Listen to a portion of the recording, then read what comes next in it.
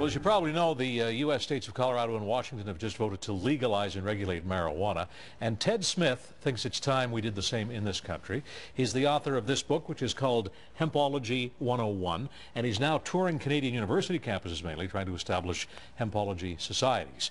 He attracted a couple of dozen people at Dalhousie last night. He'll be at Mount A tomorrow night.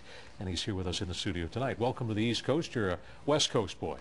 Well, originally from Ontario. I'm a seventh-generation farmer, but yeah, I've been out west for 18 years now and an activist for 17. In our country, BC has a reputation as a place where there's a lot of pot being used, legally and illegally. That's fair, right? Oh, I think that would be a fair assessment, but really it's not as out of step with the rest of the country as you might think. Okay. You know, there's a lot of people consuming cannabis coast to coast. But you know, BC is a leader in that sense. How often do you use marijuana? Oh, I use it every day. Yeah. When was the last time you used it? Oh, 20 minutes ago. So you're high now? Yeah. Are you carrying pot with you now? Not on me, no. Not on you. Do you worry at all that what you're doing is illegal? No. You know, it's a concern to someone that uses and smokes cannabis.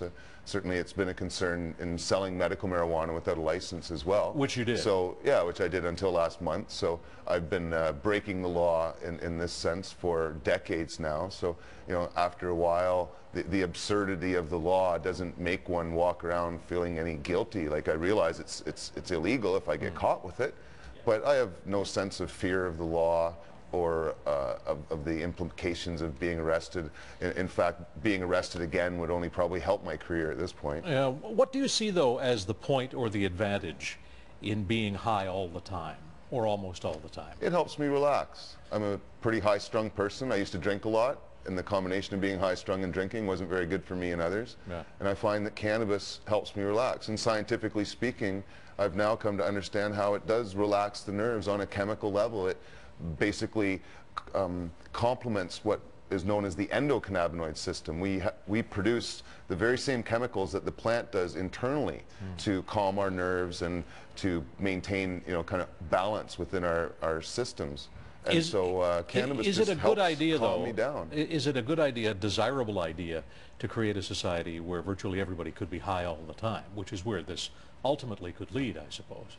Well, right now we have a society where people can be intoxicated to a point all of the time, right? Alcohol is legal. You know, prescription drugs can often have more of a mental and physical impact even than cannabis. Fair enough, but you're not going to argue that they're good things. You're not going to say it's good for people to be drunk all the time, or it's good for people to be high on, you know, hydromorphone or something all the time. No.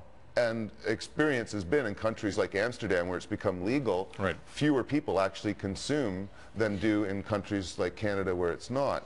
And so, you know, it's something, though, where I think people should have the right to choose what they do. And so the question is, do we want to live in a free society, or do we want to live in a society where someone above us can tell us what is right or wrong without having any good moral or scientific justification for it? To get to the sort of broad brush, what are you looking for in terms of legal status for marijuana? Do you want it to be completely legal under all circumstances? Well, I think it should be legal for adults. I don't think it's healthy for minors to use. There's good scientific reasons to suggest that certainly anyone under the age of 16 is compromising their physical and mental development, and it should be treated much like alcohol.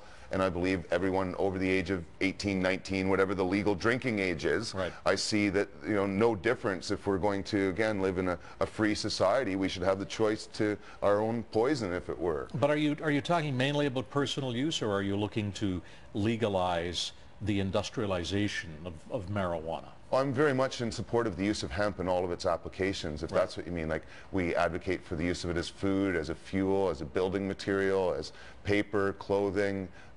Hemp has extensive uses, but certainly But you're looking also at the retail marijuana industry. Oh yeah, it needs to be legalized to take the money away from organized criminal groups that right now are having a heyday. It's a cash cow for them. Yeah. It's the easiest source for people that are, you know, kind of organized of criminal intent to make money. But how would legalizing marijuana for personal use, which is what Colorado and Washington are doing, how does that in any way affect the large and illegal marijuana industry that's operating now? People would prefer to buy a product that they knew was safe in an environment that was safe, where products could be tested for chemical content and THC content in a place where they could smoke it openly and freely. And, you know, if that kind of environment was made and it was an option for people, they would take it. But you know, there are almost no places where you can smoke tobacco openly and legally anymore, let alone marijuana. I realize that, you know, that the idea of coffee shops, you know, would take some changes of law in that respect. But I do think that it's possible to go that route, and it would have a tremendous impact on our economies if we actually embraced it and legalized these, you know, small businesses. By some accounts, you know, the polls suggest that 66% of Canadians support this. Why isn't it legal already in a country where 2/3 of the people say they like the idea? The politicians are scared of the few remaining people that are opposed to this. It seems as though there's a very right-wing, if you would, or very militant group of anti-prohibitionists, and politicians are afraid of their wrath. And you know, it's now that the population is on board, I would hope that they would speak more openly. But what about the health argument in a country where we pay for health with taxpayers' dollars? I mean, we don't know the precise effects, but we do know that persistent marijuana use causes lung damage, can lead to memory problems. Given our experience with tobacco and all of its negatives, why would we want to encourage more people to do something, do anything that ultimately could make them sick? Well, one major difference is that cannabis can actually help fight cancer, and in some cases can even cure it. So it's, you know, the scientific evidence. It can cure it? Yes. What cancer can be cured by marijuana? Most recently, I know of a member of my club who had anal cancer, and she put an oil in her rectum every day until the oil was gone. And did some competent medical authority conclude that the marijuana oil cured the cancer? And she'll be testifying in our trial in February to that. I know of other cases where cancer has been cured or at least helped with the use of cannabis. Even having said that, and even if it were true, though, we do know that smoking anything is not good for your lungs. No, it's not. And that's why the legalization would allow for alternative uses, especially eating it, because as an edible, it's a lot healthier for people.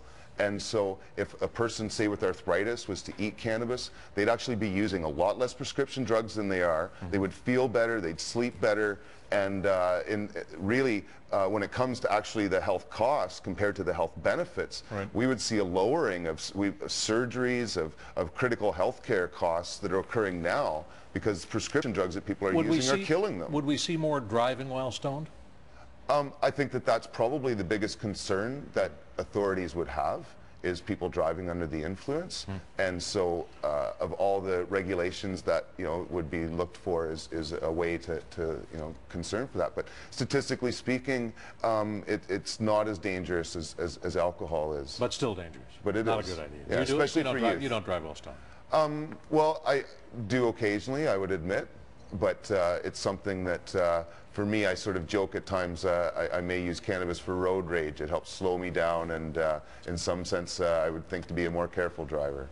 It is an interesting argument from a very plain-spoken guy. Ted Smith. It's called Hempology 101. We appreciate you coming. Thank you so much for having me. To talk to you. It's also on the web poll out there now, if you like this idea, yay or nay. CTV at Atlantic News. Back in just a moment.